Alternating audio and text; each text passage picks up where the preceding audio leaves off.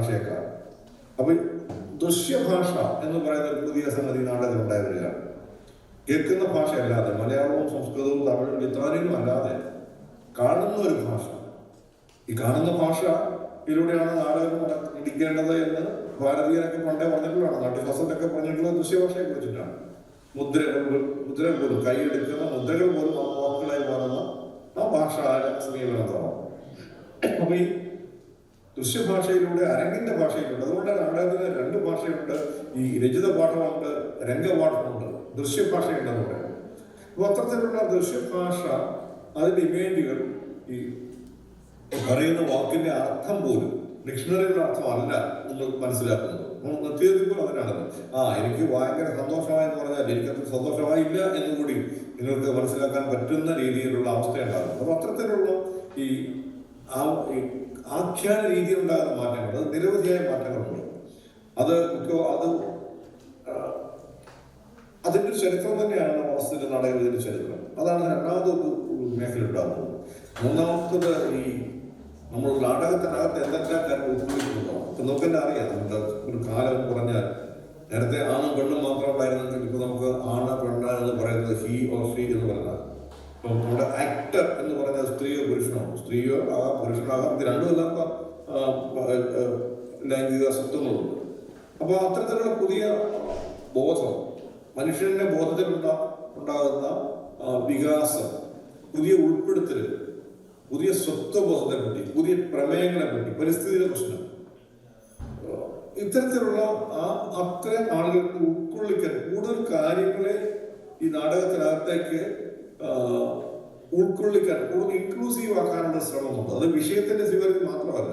ഇന്ന് നമ്മൾ പറയുന്ന പുതിയ പല നാടകങ്ങളിലും ഈ ഉഭയ ലൈംഗികതയുടെ ഇഷ്യൂ, അത്തരം ആളുകളുടെ ഇഷ്യൂ, അത്തരം ആളുകളുടെ സാന്നിധ്യം ഒക്കെ ഈ നാടകത്തിന്റെ ആരെങ്കിലും ഉണ്ടാകുന്ന ഒരു കാലമാണ്. അതുപോലെ തന്നെയാണ് ഈ പ്രേക്ഷകനെയും നടനെയും മാറ്റി മാറ്റി ഇരിക്കേണ്ടതെന്നുള്ള ചോദ്യം. ഉയർത്തിക്കെട്ടിയ സ്റ്റേജിൽ നടൻ നിൽക്കുന്നു, പ്രേക്ഷകൻ താഴെ ഇരിക്കുന്നു, അല്ലെങ്കിൽ താഴെ ഇരിക്കും, ചിലപ്പോൾ കൂടുതൽ പൊക്കത്തിരിക്കുന്നു. ഈ രണ്ട് സ്ഥലങ്ങൾ കൊടുക്കുന്നുണ്ടോ? പ്രേക്ഷകനൊരു സ്ഥലം വേറെ, നടന് വേറെ സ്ഥലം വേറെ, അഭിനേതാവിന് വേറെ സ്ഥലം വേറെ, അങ്ങനെ കൊടുക്കേണ്ടതുണ്ടോ എന്നുള്ള പ്രശ്നം. ഇത് ഇടകലർന്ന് എന്താ പ്രശ്നം? പണ്ട് നടപടി നാടകങ്ങളുടെയൊക്കെ അതേ പറഞ്ഞ പഴയതിനെ പുതുതാക്കി കൊണ്ടുവരാറുണ്ട്. ഇങ്ങനെ ചിലപ്പോൾ പലപ്പോഴും ഒരു വളരെ വ്യക്തമായ വ്യത്യാസം. മുടിയേറ്റില് കാലി നിൽക്കുന്ന സ്ഥലത്തിലാണ് പ്രേക്ഷകർ നിൽക്കുന്നത്. ചിലപ്പോൾ കൂടി നമ്മുടെ അടുത്തേക്ക് വന്നിരിക്കും, നമ്മൾ അവരോട് തൊട്ടന്നിരിക്കും. അപ്പൊ ഈ ഇൻക്ലൂസീവ്, ഈ അരങ്ങിന്റെ സ്വഭാവത്തിൽ മാറ്റിക്കളയുക, അരങ്ങിന്റെ വിഭജനത്തെ മാറ്റിക്കളയുക, ഈ പ്രേക്ഷകരുടെ സ്ഥലം നടന സ്ഥലം എന്നുള്ള വ്യത്യാസം ഇല്ലാതാക്കുക, അത്തരത്തിലുള്ള ഒരു പുതിയ ബന്ധം ഉണ്ടാക്കുക. അപ്പൊ നടൻ അരങ്ങിൽ നിന്ന് പ്രേക്ഷകരുടെ ഇടയിലേക്ക് നിൽക്കണമെങ്കിൽ ആ ബന്ധം മാറി. അവിടെ നിന്ന് പറയുന്ന വാക്കിന്റെ പ്രവൃത്തിയുടെ ഇത് മാറി.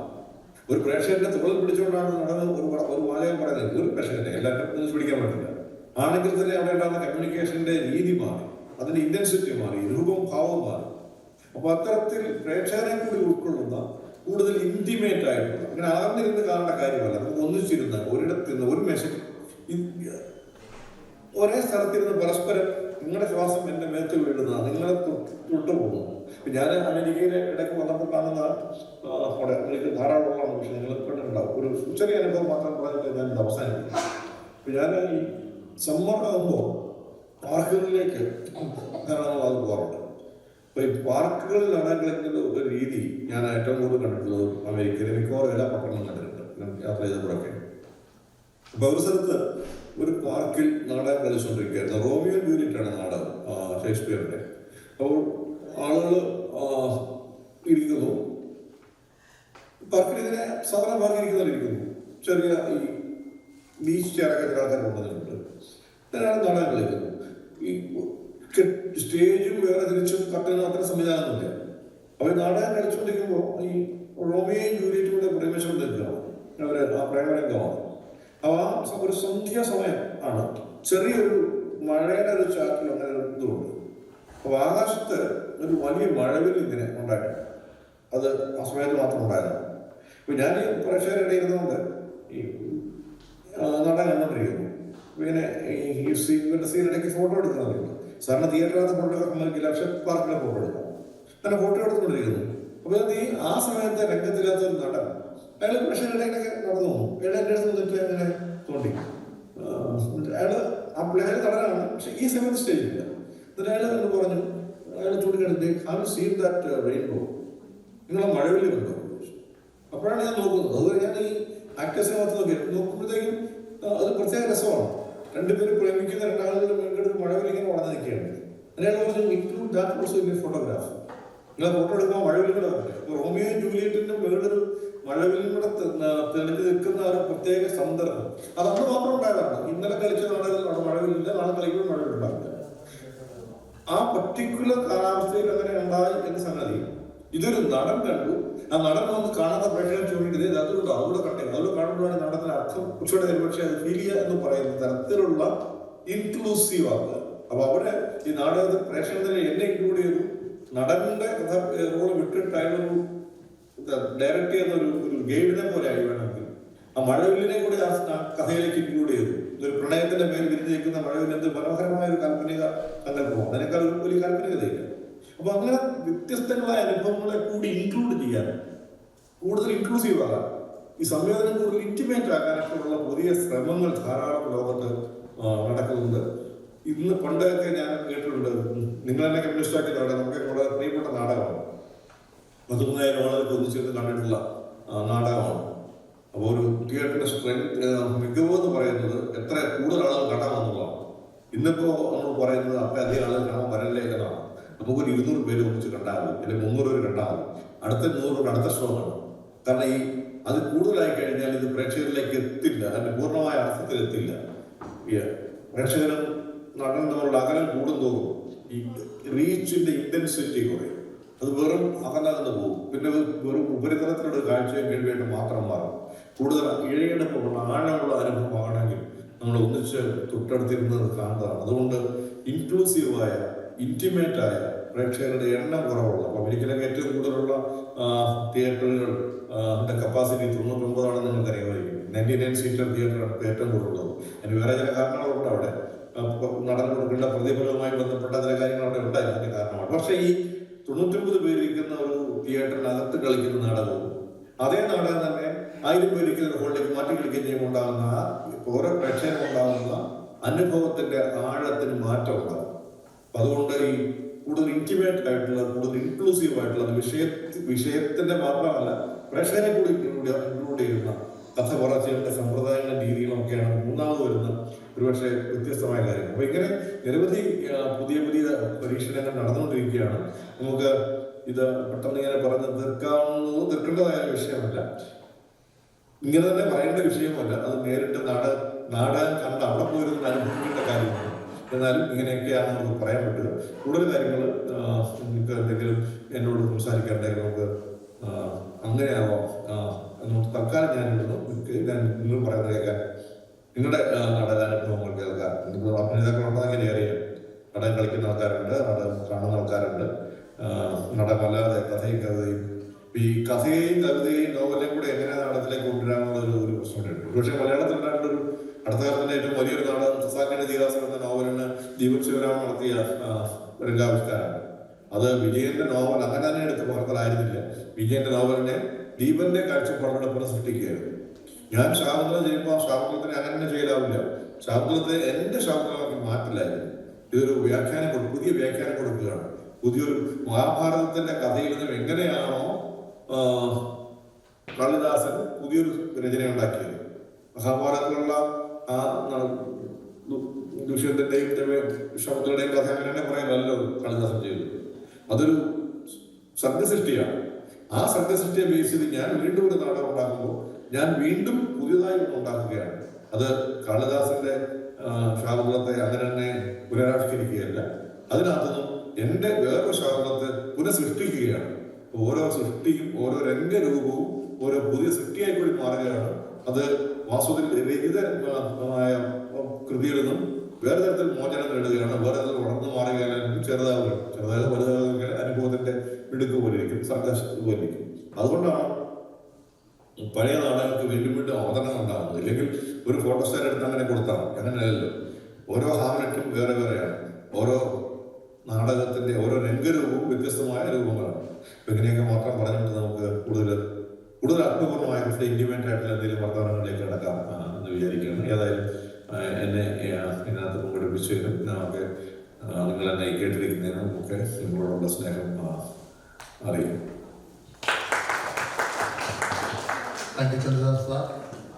വളരെ ഇൻട്രസ്റ്റിംഗ് ആയിട്ടുള്ള ഒരു ടോപ്പിക്കാണ് നമ്മൾ ഹാൻഡിൽ ചെയ്യുന്നത്.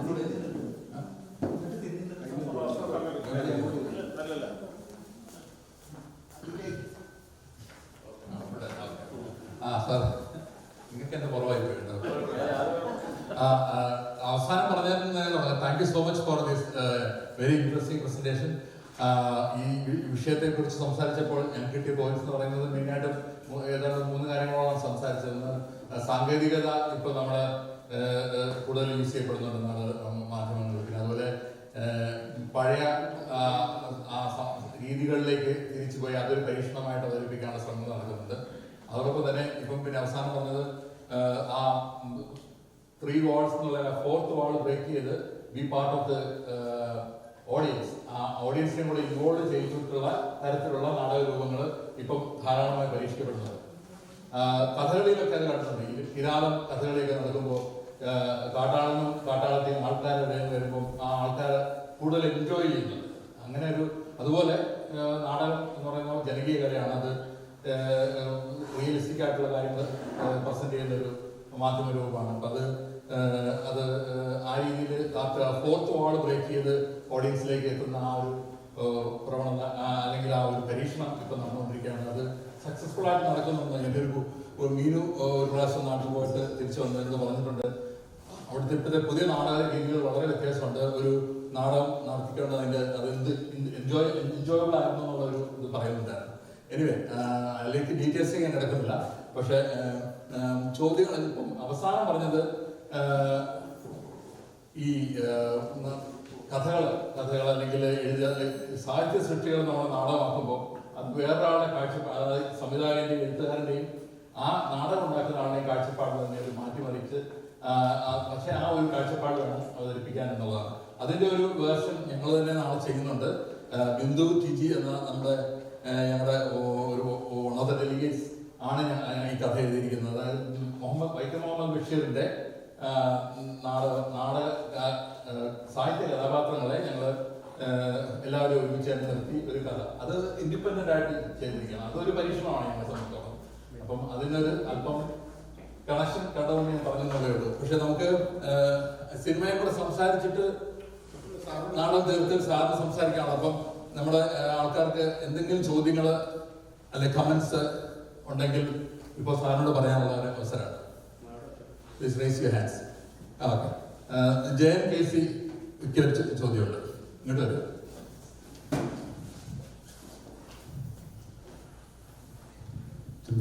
താങ്ക് യു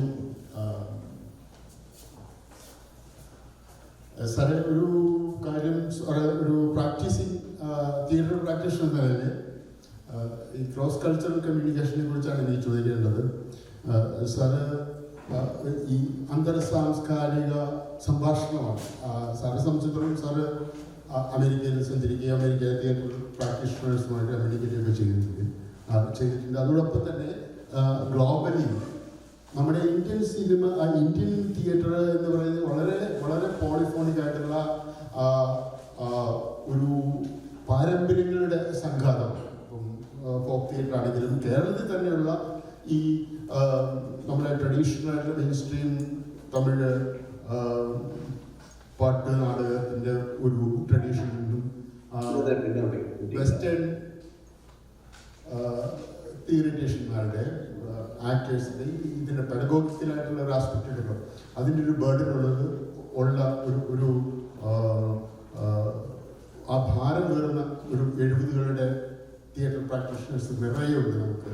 അതോടൊപ്പം തന്നെ സംസ്കൃത നാടക പാരമ്പര്യത്തിൻ്റെ നാട്യശാസ്ത്രത്തിൻ്റെ ഒക്കെ ഒരു ഹെജ്മോണിക് പ്രസൻസ് ഉണ്ട്. അപ്പോൾ തന്നെയും വളരെ വൈബ്രൻ്റ് ആയിട്ടുള്ള നമ്മുടെ നോർത്ത് ഈസ്റ്റ്, മണിപ്പൂരിൻ്റെ, ബംഗാളിൻ്റെ, അതുപോലെ തന്നെ പല ആദിവാസി പാരമ്പര്യങ്ങളുടെ ഒക്കെ വൈവിധ്യമാർന്ന ഈ നാടക ട്രഡീഷനെ റെപ്രസെന്റ് ചെയ്തുകൊണ്ട് സാറ് യൂറോപ്പിലേക്ക് ചെല്ലുമ്പോൾ അല്ലെങ്കിൽ അമേരിക്കയിലേക്ക് വരുമ്പോൾ വളരെ റിഡക്ഷനിസ്റ്റ് ആയിട്ടുള്ള ഒരു സമീപനം ഏഷ്യൻ നാടകം അല്ലെങ്കിൽ ഇന്ത്യൻ നാടകം ജനറലി പറയുകയും, പക്ഷേ പല ന്യൂയോർക്ക് യൂണിവേഴ്സിറ്റിയിലെ തിയേറ്റർ പ്രാക്ടീഷണേഴ്സ് പലരും കേരളത്തിലും അതുപോലെ തന്നെ ഇന്ത്യയുടെ ഛത്തീസ്ഗഡിലൊക്കെ ഫോക്ക് രൂപങ്ങളൊക്കെ ബന്ധപ്പെട്ട് ഇന്ററാക്ട് ചെയ്യുന്നു. പക്ഷെ ഇവിടേക്ക് ഇന്ത്യൻ നാടക മീമാംസ എന്ന നിലയിൽ പഠിപ്പിക്കപ്പെടുന്നത് ജനറിക് ആയിട്ടുള്ള ഒരു സംസ്കൃത ഭാരം നിറഞ്ഞ ഒരു സ്ഥലമാണ്.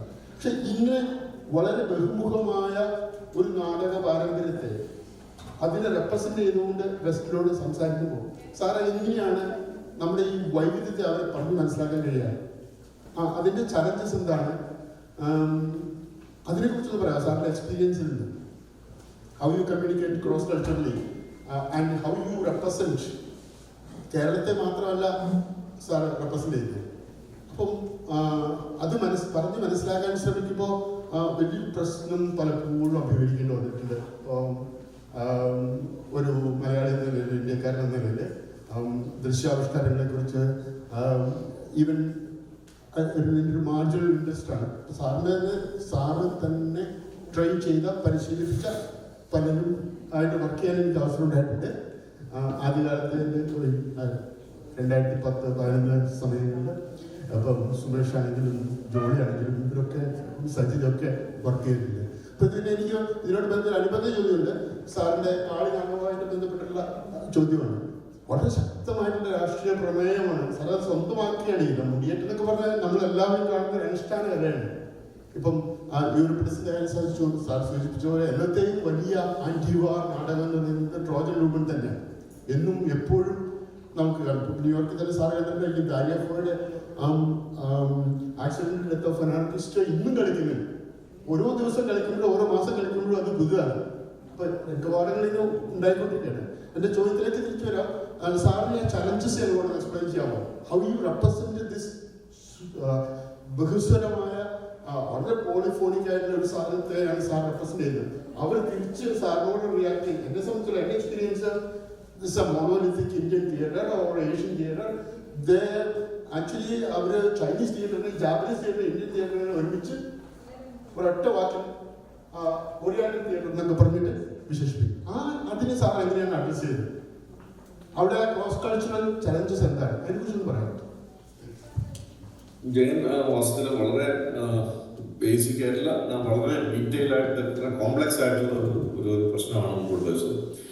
നമുക്ക് ഈ നാടകം കളിച്ചു തുടങ്ങുമ്പോൾ ആദ്യം നമ്മൾ ഒരു സമൂഹത്തിൽ ജീവിച്ചു തുടങ്ങുമ്പോൾ ഞാനും എൻ്റെ ഗ്രാമവും മാത്രമേ ഉള്ളൂ. കുറച്ചൊക്കെ വേണമെന്ന് മലയാളമാണ്. കൊച്ചിയും തിരുവനന്തപുരം പോലും 2 രാജ്യങ്ങളാണ്, അല്ലെങ്കിൽ കൊച്ചിയും പാലായും തന്നെ 2 രാജ്യങ്ങളാണ്. അപ്പൊ അവിടെയുള്ള ഒരു ജീവിത രീതി, ജീവിത സമ്പ്രദായം, ചുറ്റുപാടുകൾ, എൻ്റെ പ്രവൃത്തിയെ നിയന്ത്രിക്കുന്ന കാര്യങ്ങളൊക്കെയാണ് എൻ്റെ സംസ്കാരം എന്നൊക്കെ വേണമെങ്കിൽ ആദ്യകാലത്ത് പറയാറുള്ളത്. അപ്പൊ നമുക്കൊരു രീതി ഉണ്ടായിരുന്നു. ആ രീതി തന്നെ ഇപ്പൊ ഇന്ത്യയിൽ ഞാൻ പറഞ്ഞ വാക്കിത് മോണോലിത്തിക്കൊന്നും അല്ല. ഞാനും ഒത്തിരി ലേഖനം എഴുതുന്ന കാര്യമാണ്. സംസ്കൃത നാടകം മാത്രമല്ല നമ്മുടെ നാടകം, നാട്യശാസ്ത്രം മാത്രമല്ല എൻ്റെ നാടകം. അതും ഒന്നാണെന്ന് മാത്രമേ ഉള്ളൂ.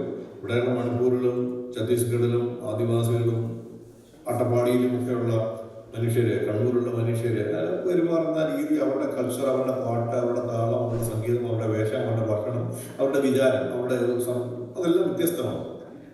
പക്ഷേ ഈ മനുഷ്യൻ അങ്ങോട്ടും ഇങ്ങോട്ടും ഇടകലരാൻ തുടങ്ങിയപ്പോൾ ഇവിടെ നമ്മോട്ട് ഇങ്ങോട്ട് ചെയ്യുമ്പോഴാണ് കുറെ കൂടെ നമ്മൾ ബ്രോഡൻഡായിട്ട് അവനെ കൂടി ഇൻക്ലൂഡ് ചെയ്യണം എന്നുള്ള തീരുമാനം ഉണ്ടാകുന്നത്.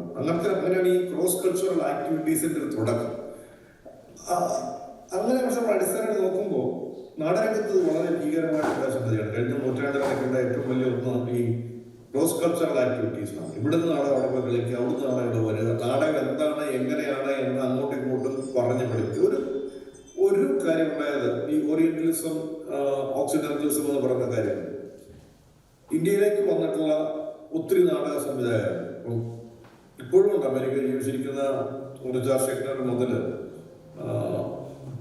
കഴിഞ്ഞ കുറച്ച് വർഷം പീഡ് ഗ്രൂപ്പ് മുതലുള്ള നിരവധി നാടക സംവിധായകരെ ഇന്ത്യ വിടുകയും ഇന്ത്യൻ കല എങ്ങനെയാണ്, ഇന്ത്യൻ നാടക രീതി എന്താണ് എന്ന് നമ്മുടെ അടുത്ത് മനസ്സിലാക്കുകയും അത് നമ്മളെ തിരിച്ചു പഠിപ്പിക്കുക. ഇതാണ് ഇന്ത്യൻ ആർട്ട്, ഇന്ത്യൻ കല എന്ന് പറഞ്ഞാൽ ഇങ്ങനെയാണ്, ഇന്ത്യൻ നാടകം എന്ന് പറഞ്ഞാൽ ഇങ്ങനെയാണ്, ഇതിന്റെ ഒരു എസ്തെറ്റിക്സ് ഇങ്ങനെയാണ്, ഇതിന്റെ സമ്പ്രദായം എങ്ങനെയാണെന്ന് വാസ്തവത്തിൽ ഇന്ത്യക്കാരെക്കാൾ കൂടുതൽ ആലോചിച്ചത് റിച്ചാർഡ് ഷെക്നറാണ്. ന്യൂയോർക്ക് യൂണിവേഴ്സിറ്റിയിൽ താമസിക്കുന്ന റിച്ചാർഡ് ഷെക്നറാണ്. അപ്പൊ അത് നമ്മൾ അങ്ങനെയാണോ, അപ്പൊ അതാണല്ലേ എന്ന കാര്യം മനസ്സിലാക്കുകയും ചെയ്യും. ഇതിനകത്തുണ്ടായിരുന്ന ഒരു പ്രധാന കാര്യം, പ്രത്യേകിച്ചും കഴിഞ്ഞ നൂറ്റാണ്ടിൽ ഉണ്ടായിരുന്ന പ്രധാന കാര്യം, ഇതിനകത്തൊരു കോളനൈസേഷന്റെ ഒരു ഭാഗമുണ്ട്. ഈ കോളനികളെ സ്ഥാപിക്കുന്നതിന്റെ ഏറ്റവും പ്രധാനപ്പെട്ട ഭാഗം, ഏറ്റവും പ്രധാനപ്പെട്ട ഒന്ന് കൾച്ചറൽ കോളനൈസേഷനാണ്. ഈ പട്ടാളത്തെ ഉപയോഗിച്ച് രാജ്യത്തെ കീഴടക്കി നിങ്ങളുടെ കോളനി ആക്കുന്നതിനേക്കാൾ കൂടുതൽ എഫക്റ്റീവായിട്ടുള്ളതും കൂടുതൽ കൃത്യമായിട്ടുള്ള കോളനി വൽക്കരണം നടക്കുന്നത് സാംസ്കാരിക മേഖലയിൽ ഉണ്ടാകുന്ന പിടിമുറുക്കം വഴിയാണ്. വളരെ ഇൻട്രസ്റ്റിംഗ് ആയിട്ട് കാര്യം, ഞാനൊക്കെ ഏറ്റവും ഇഷ്ടപ്പെടുന്ന, വളരെ റെസ്പെക്ട്, ഞാൻ ഭയങ്കര പ്രണയിച്ചു പോകുന്ന നാടകകൃത്ത് ഷേക്സ്പിയർ തന്നെയാണ്. അദ്ദേഹത്തിന് നാടകങ്ങൾ ചെയ്യാനും പറയാനും വായിക്കാനൊക്കെ ഉള്ള എല്ലാ കാലത്തും പോകുന്നത്. പക്ഷെ നമുക്ക് മനസ്സിലാക്കേണ്ടുന്ന ഒരു കാര്യം, കോളനി വൽക്കരണത്തിന് ബ്രിട്ടീഷുകാരൻ ലോകം മുഴുവൻ ഉപയോഗിച്ച ആയുധങ്ങളിൽ ഒന്ന് ഷേക്സ്പിയറാണ്. ഷേക്സ്പിയറിനെയാണ് ഏറ്റവും മികച്ച നാടകം. ഷേക്സ്പിയറിനെയാണ് പഠിക്കേണ്ടത്. ഷേക്സ്പിയറിനെ കോട്ട് ചെയ്യാൻ അറിയില്ലാത്ത വിദ്യാസമ്പന്നനല്ല. ഷേക്സ്പിയർ നാടകങ്ങളുടെ രീതിയാണ് രീതി എന്ന് പറഞ്ഞ് ഇന്ത്യയിലാണെങ്കിലും ഓസ്ട്രേലിയയിലാണെങ്കിലും സൗത്ത് ആഫ്രിക്കയിലാണെങ്കിലും ന്യൂസിലൻഡിലാണെങ്കിലും ഒക്കെ, എവിടെയാണെങ്കിലും കരീബിയയിലാണെങ്കിലും ഒക്കെ ഷേക്സ്പിയർ ഒരു യൂറോപ്യൻ ബ്രിട്ടീഷ് സാംസ്കാരിക ബോധത്തിന്റെ ചിഹ്നമായി മാറുകയും ഇത് ലോക സുപ്രീമസിയുടെ, ലോകത്തെ കീഴടക്കേണ്ട ഉപാധിയായി മാറുകയും ചെയ്തു. ഒരു രസകരമായ കാര്യം പെട്ടെന്ന് ഓർത്തത്, ഞാൻ ലിത്വാനിയയിൽ ഒരു നാടകം സംവിധാനം ചെയ്യാൻ എന്നെ ക്ഷണിക്കുന്നു. ഞാനൊരു നാടകം അവിടെ ചെയ്യാൻ വേണ്ടി പോകുന്നു. അപ്പോൾ എൻ്റെ ടെക്സ്റ്റ് ഒന്നും കയ്യിലില്ല. അപ്പോൾ ഞാൻ പെട്ടെന്ന് യൂറോപ്യൻ ആന്റണി ആൻഡ് ക്ലിയോപാട്ര എന്ന നാടകം എടുത്തുകൊണ്ടാണ് ഞാൻ ഇവിടുന്ന് പോകുന്നത്. എൻ്റെ കയ്യിലുണ്ട് ടെക്സ്റ്റ്. അവിടെ ചെന്നപ്പോൾ ചോദിച്ചു, എന്തെങ്കിലും പ്ലാൻ ഉണ്ട്, എന്ത് നാടകം ചെയ്യാൻ പോകുന്നത്? എന്നെ വിളിച്ച ഒരു ചിത്രകാരിയാണ്, സീത എന്ന് പറയുന്ന സീത എന്ന് ചോദിച്ചപ്പോൾ എയർപോർട്ടിൽ നിന്ന് ഞാൻ ചെന്ന പറഞ്ഞു. അപ്പോൾ ഞാൻ പറഞ്ഞു, thinking about Antony and Cleopatra. ഉടനെ അവർ പറഞ്ഞല്ലോ, ഷേക്സ്പിയർ ഈസ് എ കൊളോണിയലിസ്റ്റ്. അയാൾ കൊളോണിയലിസ്റ്റാണ്, ഞങ്ങൾക്ക് അയാളെ ഇഷ്ടമാണ്. ഇപ്പൊ ഞാൻ പറഞ്ഞു, അതെ കൊളോണിയലിസ്റ്റ് ആയിക്കോട്ടെ, we use this text to speak about colonialism. Colonialism എങ്ങനെയാണ് വന്നതിനെ കുറിച്ച് നമുക്ക് പറയാനുള്ള ടെക്സ്റ്റായിട്ട് ഇതിനെ മാറ്റി അതിന്റെ അർത്ഥത്തെ തലയിടായേക്കാം. വി ക്യാൻ സപ്പോർട്ട് ഇറ്റ് എന്ന് പറഞ്ഞപ്പോൾ ഞങ്ങൾ ഈ കോളനി വൽക്കരണം കുറെ അത് അനുഭവിച്ച മനുഷ്യരാണ്. യൂറോപ്പിന്റെ കോളനി വൽക്കരണം, റഷ്യയുടെ കോളനികൾ എല്ലാ കാലത്തും കോളനികളായിരുന്ന ഈ കുറച്ചു കാലമായിട്ട് മാത്രം സ്വതന്ത്രമായ 98-ലാണ് ലിത്വാനിയ സ്വതന്ത്രമാകുന്നത്. അതിനുശേഷം യൂറോപ്യൻ യൂണിയൻ എന്ന് പറയുന്ന പുതിയൊരു കോളനിയുടെ കീഴിലായി പോകുന്ന ഒരു സങ്കീർണമായ അവസ്ഥയിലുള്ള കക്ഷി ഞങ്ങൾക്ക് ഇത് ഇഷ്ടമല്ല. അപ്പൊ ഈ നമ്മൾ ഏറ്റവും അപ്പൊ ഇങ്ങോട്ട് വന്ന ഒന്ന് ഈ കൊളോണിയലിസത്തിന്റെ ഒരു രീതിയായിട്ട് മാറുന്നു. ഇതൊരു വളരെ രാഷ്ട്രീയമായ ഒരു കാര്യമാണ്. ഇത് എല്ലാ കാലത്തും ഒരു രണ്ട് സംസ്കാരങ്ങൾ തമ്മിൽ ഇടപെടുമ്പോൾ അതിൽ ഒരു സംസ്കാരം ഹൈ സംസ്കാരമാകുകയും മറ്റൊന്ന് താഴെയാകുകയും ചെയ്യുന്ന ഒരേ നിലയിൽ നിന്ന് സംസാരിക്കാൻ പലപ്പോഴും പറ്റാത്ത ഒരവസ്ഥ, ഒന്ന് മറ്റതിന് മേൽ ആധിപത്യം, അത് നമ്മൾ ചെയ്യുമ്പോഴാകാം. ഇന്ത്യക്കാരത്തിൽ നമ്മൾ ചെയ്യുമ്പോൾ നമ്മളാണ് സുപ്രീം, നിങ്ങൾ താഴെയാണ്, ഞങ്ങൾ പഠിപ്പിച്ചു തരാം എന്ന് പറയുന്നത്. ഇത് കുറച്ചുകൂടെ ഉദാത്തമാണ്. ഇത് കുറച്ചുകൂടെ ഈ അപ്പർ ഇതിനൊരു സ്കെയിൽ ഉണ്ടാക്കുന്ന ഒരു സമ്പ്രദായം. ഇത് ഈ കൾച്ചറൽ ഇന്ററാക്ഷൻ എല്ലാം ഉള്ള ഒരു അടങ്ങിയിരിക്കുന്ന ഒരു സംഗതിയാണ്. ഒരു പക്ഷേ നമ്മുടെ സുപ്രീമസി അവനെ ബോധ്യപ്പെടുത്താനായിരിക്കും ഞാൻ ഇതുകൊണ്ട് അങ്ങോട്ട് ചെല്ലുന്നത്. അവൻ്റെത് നമ്മുടെ മേൽ അടിച്ചേൽപ്പിക്കുന്നുണ്ട്. ഇതാണോ വാസ്തു നടക്കേണ്ടതെന്നുള്ള ചോദ്യമാണ് വാസ്തുവിൽ ഞാൻ ഈ ഇന്റർനാഷണൽ കൊളാബറേഷൻസിനകത്ത് ഇടപെടുമ്പോൾ. ഇപ്പൊ ലോകധർമ്മി തിയേറ്ററുകൾക്കിൽ ധാരാളം ആളുകൾ ലോകത്തിന്റെ പല ഭാഗത്തും എത്തിച്ചേരുകയും ഞങ്ങളോടൊപ്പം വർക്ക് ചെയ്യുകയും വർക്ക്ഷോപ്പുകൾ ചെയ്യുകയും പ്രൊഡക്ഷൻ ചെയ്യുകയും ചെയ്തിട്ടുണ്ട്. ഞാൻ തന്നെ അവിടെ തന്നെ ലിത്വാനിയൻ ഫിൻലാൻഡിൽ നിന്ന് ഒരു ഗ്രൂപ്പ് കുറെ ആക്ടേഴ്സ് അവിടെ നിന്ന് വരികയും കുറെ ആക്ടേഴ്സ് ഞാൻ പറഞ്ഞ ശെൽവരം ഉൾപ്പെടുന്ന കുറച്ച് ആക്ടേഴ്സ് ഒരുമിച്ചിരുന്ന് ഒരു നാടകം ഉണ്ടാക്കുകയും കളിക്കുകയും ചെയ്തു. അവര് ഫിനിഷ് ഭാഷയിൽ പറഞ്ഞപ്പോൾ നമ്മുടെ ആളുകൾ മലയാളത്തിൽ ചിത്രം കാണും. അപ്പോൾ ഒരേ നാടകത്തിൽ രണ്ട് ഭാഷ അങ്ങോട്ടും ഇങ്ങോട്ടും രണ്ട് തരത്തിലുള്ള സ്കിൻ കളറുള്ള രണ്ട് സാംസ്കാരിക ബോധമുള്ള ആക്ടേഴ്സ് അത് നിലനിർത്തിക്കൊണ്ട് തന്നെ ഒരു പ്ലേയിൽ ഭാഗമാകാനുള്ള അത്രയും പരീക്ഷണങ്ങൾ അത്രയും എൻഗേജ്മെന്റ് ശ്രമം നടത്തിയിട്ടുണ്ട്. പക്ഷെ ഇവിടെയൊക്കെ ഞാൻ ഇവിടെ ശ്രദ്ധിക്കുന്ന കാര്യം, നമുക്ക് ഈ ഒരേ പ്ലാറ്റ്ഫോമിലുണ്ട് പരസ്പരം റെസ്പെക്ട് ചെയ്തുകൊണ്ട് അവരെ നമ്മൾ റെസ്പെക്ട് ചെയ്യുന്നു. പക്ഷെ എനിക്കുള്ള റെസ്പെക്ട് എനിക്ക് കിട്ടണം എന്ന് പറഞ്ഞുകൊണ്ട് ഈ രണ്ട് സംസ്കാരങ്ങൾക്കും അവരവരുടെ ഐഡന്റിറ്റിയുടെ മാത്രം പ്രശ്നമാണ്. ഇത് ഇങ്ങനെ ആയത് ഞാനിങ്ങനെ ആയത് എന്റെ ഐഡന്റിറ്റിയാണ്. പക്ഷെ എന്റെ ഐഡന്റിറ്റി നിങ്ങളുടെ ഐഡന്റിറ്റികൾ മേളിലല്ല, താഴെയുമല്ല. നമുക്ക് ഒരേ പ്ലാറ്റ്ഫോമിൽ ഒരേ സ്ഥലത്ത് നിന്ന് എങ്ങനെ നമുക്ക് വിനിമയം ചെയ്യാം എന്നുള്ളതാണ് എന്റെ ചാലഞ്ച്. ഈ ചലഞ്ചിനെ നമുക്ക് അന്ന് വരുമ്പോഴത്തേക്കും ഇത് യൂണിവേഴ്സൽ ആയിട്ടുള്ള സംഗതിയാണ്. ഞാൻ എന്റെ ദുഃഖവും നിങ്ങളുടെ ദുഃഖവും ദുഃഖം തന്നെയാണ്. വ്യത്യസ്ത ദുഃഖം തന്നെയാണെങ്കിലും അതിന്റെ കാരണം വ്യത്യാസമാകാം, അതിനകത്ത് അത്തരം കാര്യമുണ്ടാകും. പക്ഷെ നമുക്ക് യൂണിവേഴ്സാലിറ്റി ഓഫ് ഹ്യൂമൻ എക്സിസ്റ്റൻസ്, മനുഷ്യന്റെ നിലനിൽപ്പിന്റെ അവസ്ഥയുടെ ഒരു പൊതു ഇടം എവിടെയാണ് എന്ന് അന്വേഷിക്കാൻ പറ്റുമോ? ഒരു തറയിൽ നിന്നുകൊണ്ട് നമുക്ക് സംസാരിക്കാൻ പറ്റുമോ? പല തറയിലല്ല. നിങ്ങൾ എന്റെ മാസ്റ്റർ ആവണ്ട, ഞാൻ നിങ്ങളുടെ അടിമയല്ല, ഞാൻ നിങ്ങളുടെ മാസ്റ്റർ ആവുന്നില്ല, ഞാൻ അടിമയില്ല. പക്ഷെ നമുക്ക് അങ്ങനെ നിന്നുകൊണ്ട് നമുക്ക് എങ്ങനെ സമ്മതിക്കാൻ കഴിയും? എവിടെയാണ് നമുക്ക് ഈ കോമൺ ആയിട്ടുള്ള കോമണാലിറ്റി അല്ലെങ്കിൽ ഇന്നർ എസൻസ്, മനുഷ്യന്റെ ഈ പ്രൈമോഡിയം എന്ന് പറയുന്ന പക്ഷെ വാസന എല്ലാ ഉള്ളിന്റെ ഉള്ളിൽ ഒന്ന് തന്നെയാണ്. ഈ ഏറ്റവും അടിയിലുള്ള, ഈ ഏറ്റവും ആഴത്തിലുള്ള അവിടെ തൊടുമ്പോഴാണ് വാസ്തവത്തിൽ നമ്മളൊരു വേറൊരു മനുഷ്യത്വം എന്നൊക്കെ പറയുന്നത്, മനുഷ്യന്റെ ഒരു എസൻസ്, ഇന്നർ എസൻസ് അവിടേക്ക് തുറന്ന് ചെന്ന് തൊടാൻ പറ്റുമോ എന്നുള്ളതാണ് ചോദ്യം. ഇത് നാടകത്തിന് കഴിയുന്നുണ്ട്. നാടകം പെർഫോമൻസ് ആർട്ടിന് കഴിയുന്നുണ്ട്, നമ്മുടെ അനുഷ്ഠാനങ്ങൾക്ക് കഴിയുന്നുണ്ട്. അനുഷ്ഠാനങ്ങൾ നമ്മുടെ ഉപരിതലത്തിലല്ല, ആഴങ്ങളിലാണ് തുടങ്ങുന്നത്. അതിന്റെ ഞാനിപ്പോ അതിന്റെ മതപരമായ അർത്ഥത്തിലല്ല, അതിന്റെ വിശ്വാസപരമായ അർത്ഥത്തിലല്ല, അതിന്റെ ഒരു ജൈവപരമായ അർത്ഥത്തിലാണ്. ഒരു ജൈവപരമായ വേറൊരവസ്ഥയിൽ കൊണ്ട് ഈ ഒരു കാര്യത്തിലേക്ക് എങ്ങനെ എത്തിക്കാൻ കഴിയും എന്നുള്ളതാണ് നമ്മുടെ പ്രശ്നം. ഇതാണ് ചലഞ്ചസ്. ഈ ചലഞ്ചിന്റെ മേലുള്ള ഏറ്റവും വലിയ സംഗതി ഇതുവരെ നമുക്ക് ഉണ്ടാക്കിയിട്ടുള്ള ഈ ഒരു ക്രോസ് കൾച്ചറൽ ആക്ടിവിറ്റീസിന്റെ ഒരു വലിയ ഭാരമാണ്, സമ്പ്രദായമാണ്. അത് ആധിപത്യത്തിന്റെയും കീഴടക്കലിന്റെയും ചരിത്രമാണ്. അതിന്റെ രാഷ്ട്രീയത്തെ, അതിന്റെ ആ പാരമ്പര്യത്തെ, അതിന്റെ ചരിത്രത്തെ മാറ്റിവെച്ചുകൊണ്ട് പുതുതായിട്ട് നമുക്ക് എങ്ങനെ കുറെ നിലയിൽ സംസാരിക്കാൻ കഴിയും? പണ്ട് പറഞ്ഞ ഒരുവൻ അവരുടെ ശബ്ദം സംഗീതമായി കേൾക്കാൻ പറ്റണം, അത് ഏത് ശബ്ദമാണെങ്കിലും. അപ്പൊ ആ ഒരു കോമണാലിറ്റിയെ ടച്ച് ചെയ്യാം. പീറ്റർ ബ്രൂക്കിന്റെ നാടകസംഘത്തിന്റെ ശ്രമിച്ചല്ലോ. മഹാഭാരതം എന്നുള്ള കഥ പീറ്റർ ബ്രൂക്ക് നാടകമാകുമ്പോൾ അതിനകത്ത് ആഫ്രിക്കക്കാരനുണ്ട്, ചൈനക്കാരനുണ്ട്, ജപ്പാൻകാരനുണ്ട്, ഇന്ത്യക്കാരി ഉണ്ടായിരുന്നു, ഇന്ത്യ ഉണ്ടായിരുന്നു, ബ്രിട്ടീഷുകാരനുണ്ട്.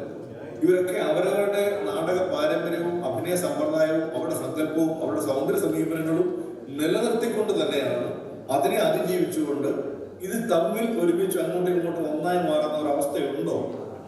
ഞാൻ മലയാളം പറഞ്ഞുകൊണ്ടും അവർ ഇംഗ്ലീഷ് പറഞ്ഞുകൊണ്ടും ഇത് രണ്ടും അല്ലാതെ എനിക്ക് അങ്ങോട്ടും ഇങ്ങോട്ടും മലയാളത്തിൽ കൂടെ അവനും ഇംഗ്ലീഷ് ഇങ്ങോട്ട് മനസ്സിലാക്കാൻ പറ്റുന്ന, അല്ലെ ഫിനിഷിങ്ങിൽ ഇങ്ങോട്ട് മനസ്സിലാക്കാൻ പറ്റുന്ന ഒരു ഭാഷ, ഒരു ശബ്ദ പ്രയോഗത്തിന്റെ ഇടമുണ്ടോ എന്നുള്ളതാണ് അന്വേഷണം. അത് കുറച്ചുകൂടെ ആഴത്തിലുള്ളതാണ്.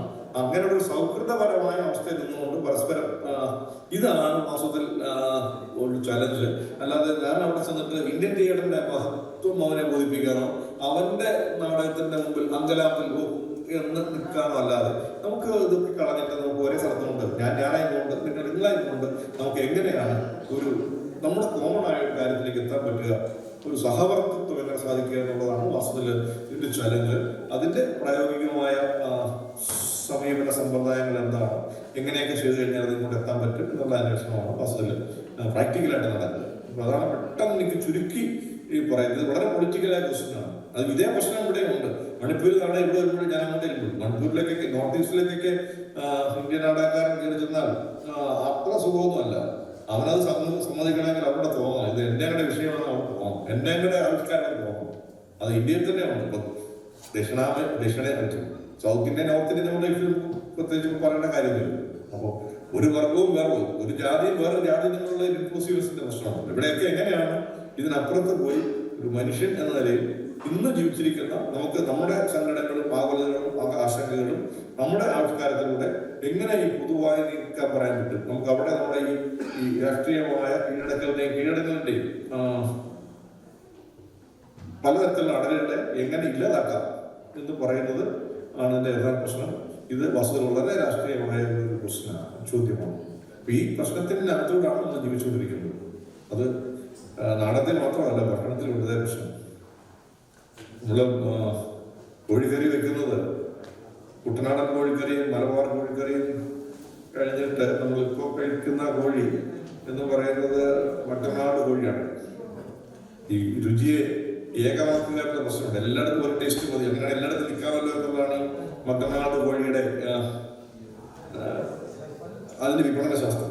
അത്തരത്തിലുള്ള വ്യാപാര വിപണന ശാസ്ത്രങ്ങൾ ഈ കോഴി രുചി മാത്രമല്ല അഭിരുചിയിലും ഉണ്ടാക്കാനുള്ള വിപണന തന്ത്രങ്ങളും വ്യാപാര തന്ത്രങ്ങളും വേറെ തരത്തിൽ ഓപ്പറേറ്റ് ചെയ്യുന്നുണ്ട്. അപ്പൊ അതിനിടയ്ക്കാണ് നമ്മൾ ജീവിച്ചു പോകുന്നത്. Thank you sir. ആൻസർ തൃപ്തികരമായിരുന്നു അല്ലേ Jayan K C? Thank you. നമ്മുടെ സമയം ഓക്കെ ആണോ? സമയപരിധി സമയം കഴിഞ്ഞു. സിനിമയ്ക്ക് വേണ്ടി അല്പം സമയം കൊടുക്കേണ്ടതുണ്ട്. മറ്റെന്തെങ്കിലും ക്വസ്റ്റ്യൻ നാടക സംബന്ധമായിട്ടുണ്ടോ? ഏതായാലും സാറ് പറഞ്ഞപ്പോൾ പീറ്റർ ബ്രൂക്സിന്റെ മഹാഭാരതം കണ്ടതിന് ഓർക്കുന്നു. വളരെ ഇൻട്രസ്റ്റിംഗ് ആയിട്ട്, അതായത് മനസ്സിൽ ഇമാജിൻ ചെയ്യാത്ത രീതിയിൽ ഇന്ത്യക്കാരിയായ ദ്രൗപദിയും വെള്ളക്കാരനായ അർജുനനും കൃഷ്ണൻ വെള്ളക്കാരനായിരുന്നു എൻ്റെ ഓർമ്മ. Bheeman African. Such a beautiful presentation. അപ്പോൾ നാടകത്തെ കുറിച്ച് എന്തെങ്കിലും? പിന്നെ സാറ് നേരത്തെ ഇടയ്ക്ക് പറഞ്ഞ പോലെ ഒരു കാര്യം കൂടെ ഞങ്ങൾക്ക് ഓർമ്മ. ഞങ്ങൾ ട്രൈ ചെയ്തത് കോവിഡിന്റെ സമയത്ത് സൂമിൽ കൂടെ ഞങ്ങളിങ്ങനെ സാഹിത്യ സമ്മേളനങ്ങളൊക്കെ നടത്തും. അപ്പോൾ അതിൻ്റെ കൂടെ ഈ പറഞ്ഞതുപോലെ തന്നെ വിർച്വൽ ആയിട്ടുള്ള ആ കണക്ഷൻ ഞങ്ങൾ വിർച്വൽ ആയിട്ട് നാടകം ചെയ്യാൻ ശ്രമിച്ചു. അതായത് അതിനകത്ത് ബഷീറിന്റെ തന്നെ പ്രേമലേഖനം എന്ന നാടകം കേശവൻ നായർ ഡാലസിൽ നിന്നും, ഡാലസിൽ തന്നെ ഗാർലൻഡ് എന്ന് പറഞ്ഞ വേറെ സ്ഥലത്തിരുന്ന് നറേറ്ററും, പിന്നെ കേശവൻ നായരുടെ സാറാമ്മ കാലിഫോർണിയയിലിരുന്നും ഞങ്ങൾ ഒരേ സ്ക്രീനുകളിൽ വന്ന് ഇതുപോലെ നാടകം അവതരിപ്പിക്കാൻ ശ്രമം നടത്തി. അത് ലൈവായിട്ട് ചെയ്തു. And it was successful. And നാഷണലിൽ വെച്ച് വേറെ പരിപാടിക്ക് ഞങ്ങൾ ക്ഷണിക്കപ്പെടുകയുണ്ടായി. അപ്പം ഇറ്റ് വാസ് എ സക്സസ്. അങ്ങനെ അത്തരം ചെറിയ ചെറിയ ട്രയലുകളും ഒക്കെ ഞങ്ങളിവിടെ ട്രയൽ നോക്കുന്നുണ്ട്. പക്ഷേ നാട്ടിലെ പോലെ അത്രയും നാടകത്തിന്റെ ആ ഒരു ശക്തി ഇവിടെ വന്നിട്ടില്ല. താല്പര്യമുള്ള കുറച്ചുണ്ട് എന്നുള്ളതേ ഉള്ളൂ. പിന്നെ രചനാ സംബന്ധമായിട്ട് നാടകത്തിനെ പറ്റി ഇപ്പം സാഹിത്യകാരന്മാരാണല്ലോ ഇവിടെ കൂടിയിരിക്കുന്നത്. നാടക രചനയിൽ എന്തെങ്കിലും ശ്രദ്ധിക്കേണ്ടതിനെ പറ്റിയോ അല്ലെങ്കിൽ അതിന്റെ പുതിയ ട്രെൻഡ് എന്താണെന്ന് അങ്ങനെയുള്ള കാര്യങ്ങൾ എന്തെങ്കിലും പറയാൻ സാധിക്കില്ല? എന്താണ് വ്യത്യസ്തമായിട്ട് ചെയ്യാനുള്ളത്? വ്യത്യസ്തമാണ്. ഈ ആഖ്യാന കഥ എങ്ങനെ പറയും എന്നുള്ളതാണ് പ്രശ്നം. എനിക്കറിയാവുന്ന കഥ എങ്ങനെ പറയും, ഏത് ഭാഷയാണ് എനിക്ക് ഉപയോഗിക്കുക, ഏത് വിഷയങ്ങളാണ് ഞാൻ പെടുത്തുക, ഈ കഥയെ മുമ്പോട്ട് കൊണ്ടുപോകുന്നത് എങ്ങനെയാണ്, ഇത് എല്ലാ കാലത്തും ആൾക്കാർ ചോദിക്കുന്ന ചോദ്യം തന്നെയാണ്. ഇപ്പോഴും ആ ചോദ്യങ്ങൾ പുതിയ രീതിയിൽ ചോദിക്കുന്നുണ്ട്. പണ്ട് നമ്മൾ പറഞ്ഞിട്ടുള്ള ഈ പരിശോധനകളും അല്ലെങ്കിൽ ഭരതമുനിയും പറഞ്ഞിട്ടുള്ള ഈ പഞ്ചസന്ധികളിലൂടെ തന്നെ കഥ പറയേണ്ടതുണ്ടോ? പുതിയ കഥ പറയാൻ പറ്റുമോ? കഥാപാത്രം നിന്നുകൊണ്ട് തന്നെ മാറി വരുന്നതെന്ന് ചെയ്യാൻ പറ്റുമോ? ഇപ്പൊ ഈ കഥ പറയുന്ന ഈ നറേറ്റർ എന്ന് പറഞ്ഞ വാക്ക്, അയാൾക്ക് ഇതിനകത്ത് പങ്കെന്താണ്? ഈ നാടകത്ത് പറയാൻ ഉദ്ദേശിക്കുന്ന കാര്യം എവിടെയാണ്, ഏത് അർത്ഥത്തിലാണ് കയറി വരുന്നത്? അപ്പൊ ഇത്തരത്തിലുള്ള ഒത്തിരി പുതിയ രീതികൾ ഈ എഴുത്തിനകത്തുണ്ട്. പണ്ടൊക്കെ പറയാമായിരുന്നു കവിതകൾ, നല്ല കവികൾ അവസാനം നാടകം എഴുതണം, നല്ല കവി അവരോടെന്ന് പറഞ്ഞ പോലെ തന്നെ ഈ ഭാഷയുടെ പ്രയോഗം എങ്ങനെയാണ് രചനയിലേക്ക് വരിക എന്നൊക്കെയുള്ള രീതികളുണ്ട്. നേരത്തെ പറഞ്ഞ കാര്യം ഇൻക്ലൂസീവ്, വിഷയങ്ങൾ ഇൻക്ലൂസീവ് ആണ്. പുതിയ ലൈംഗികതയുടെ ഇഷ്യൂ എങ്ങനെയാണ് നാടകത്തിലേക്ക് വരിക, എങ്ങനെയാണ് കാര്യങ്ങൾ ഇവിടുത്തെ കാര്യം അല്ല ഞാൻ എഴുതിയ അവസാനത്തിൽ പറയുന്നത് വേറെ വേറെ കാലത്ത് വേറെ സ്ഥലത്ത് നടന്ന കാര്യങ്ങളാണ്. പക്ഷെ ഒരു കാര്യം അവിടെ പണ്ടങ്ങാണ്ട് നടന്നൊരു കഥ ഞാനിങ്ങനെ പറഞ്ഞ സാർ പറഞ്ഞാൽ വിളിക്കുന്നു. പക്ഷെ അതിനിടയ്ക്കൂടെ പറയുന്നത് ഇന്ന് ഇന്ത്യയിൽ നടക്കുന്ന വളരെ പ്രധാനമായ ഒരു പക്ഷേ ലെസ്ബിയൻ വിവാഹത്തെ കുറിച്ചിട്ടൊക്കെയുള്ള പറച്ചിലുകളാണ്. ഇത് നേരെ ഒന്നും പറയുന്നില്ല. അപ്പൊ ഈ പറയാതെ പറയുന്നത് എങ്ങനെയാണ്, ഒരു കാര്യം പറഞ്ഞിട്ട് വേറൊരു കാര്യം ആക്കുന്നത് എങ്ങനെയാണ്? ഇത്തരത്തിലുള്ള അന്വേഷണങ്ങൾ ഈ ഈ ഭാഷയിൽ തന്നെ മാറ്റം ഉണ്ടാകുന്നുള്ളൂ. ഇപ്പൊ നമ്മൾ ഉപയോഗിക്കുന്ന ഭാഷയ്ക്കകത്ത് ഇപ്പൊ ഇങ്ങനെയാണ് ഈ എഴുതുന്നത് സ്മൈലികളൊക്കെ വരുന്നത്. ഇപ്പൊ നമ്മൾ അങ്ങോട്ടും ഇങ്ങോട്ടും മെസ്സേജ് അയക്കുമ്പോൾ എഴുതുന്ന വാക്ക് മാത്രമല്ലല്ലോ, സ്പെല്ലിംഗ് അല്ല, ഈ സ്മൈലിലും ചിഹ്നങ്ങളൊക്കെ വരുന്നത്. ഇതെങ്ങനെയാണ് ഒരു നാടകത്തിലേക്ക് എഴുതുമ്പോൾ കടന്നു വരുന്നത്? അപ്പൊ പുതിയ ഭാഷയെ എങ്ങനെ ഉപയോഗിക്കാം, എന്താണ് പുതിയ ഭാഷ, കമ്മ്യൂണിക്കേഷനിലുള്ള ബേസിക് കാര്യത്തിന് എങ്ങനെയാണ് പറയുക, ഇത് വരുന്ന പ്രമേയങ്ങൾ എങ്ങനെയാണ്, ഈ പുതിയ വിഷയങ്ങൾ എന്തെല്ലാം വരുന്നത്, ഇതിനെ എങ്ങനെയാണ് അടുക്കി വെക്കുക, എങ്ങനെയാണ് ഇത് പറയുക, പറയുന്ന ആളുടെ പൊസിഷൻ എന്താണ്, എവിടെ നിന്നുകൊണ്ടാണ് ഞാൻ പറയുന്നത്, ഈ പറയുന്ന വിഷയവും പറയുന്ന ആളും തമ്മിലുള്ള ബന്ധം എന്താണ്, ഇത്തരത്തിലൊക്കെയുള്ള ഒത്തിരി തരത്തിലുള്ള നാടകവും കഥയും കവിതയും കൂടിക്കൊണ്ട് പണ്ടൊക്കെ ഈ ഒരു ഡയലോഗ് അടുത്ത കഥാപാത്ര ഡയലോഗ് പിന്നത്തെ കഥാപാത്രം, ഇതല്ലാതെ വെറുതെ എഴുതി പോകുന്നൊരു മോണലോഗ് എങ്ങനെയാണ് നാടകമാകുക?